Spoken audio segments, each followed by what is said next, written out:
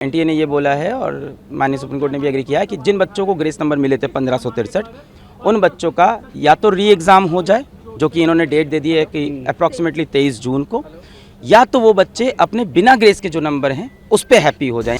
The main issue was this paper leak and the other malpractices which has been followed by the NTA. सवाल ये उठता है, grace दे के क्या उन्होंने खुद बताया था? नहीं बताया था। जब हमने 719 स्कोर पकड़ा, 720 तब बताना।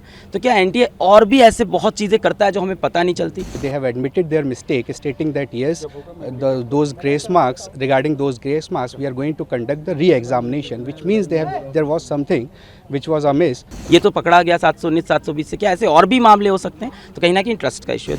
The court, we filed PIL regarding this NEET examination. There were various issues which we have raised on behalf of lakhs of students.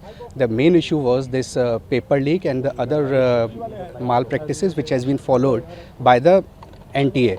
And now today they have admitted their mistake, stating that yes, those grace marks, regarding those grace marks, we are going to conduct the re-examination, which means there was something which was amiss, and now they have taken note of it, and that's why the court has also directed that re-examination will be done on 23rd of June.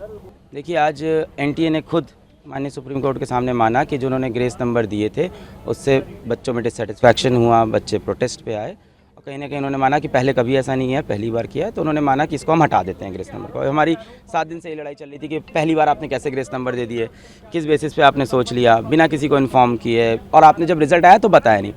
अब इससे मेरी problem क्या क्या है, और उन्होंने NTA ने ये बोला है और माननीय सुप्रीम कोर्ट ने भी एग्री किया है कि जिन बच्चों को ग्रेस नंबर मिले थे 1563 उन बच्चों का या तो री एग्ज़ाम हो जाए, जो कि इन्होंने डेट दे दी है कि अप्रॉक्सीमेटली 23 जून को, या तो वो बच्चे अपने बिना ग्रेस के जो नंबर हैं उस पर हैप्पी हो जाएं, यानी उनका ग्रेस नंबर काट दिया जाएगा।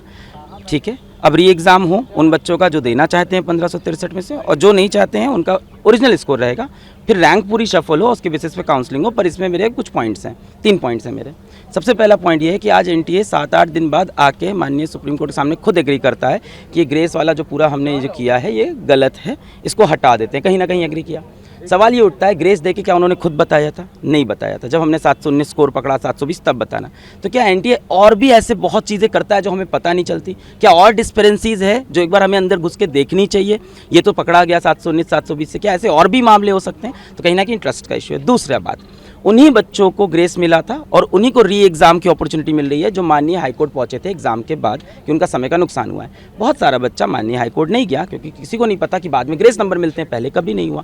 और 18 साल के बच्चे को नहीं पता है कि मुझे पेपर लिखने के बाद अब हाईकोर्ट जाना होता है।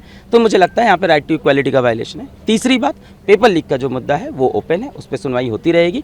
और आज माननीय सुप्रीम कोर्ट में जजेस ने खुद बोला कि मान लेते हैं काउंसलिंग हो गई, मान लेते हैं एडमिशन भी हो गया और तब कुछ प्रूफ होता है, तो we have all the powers to revert everything.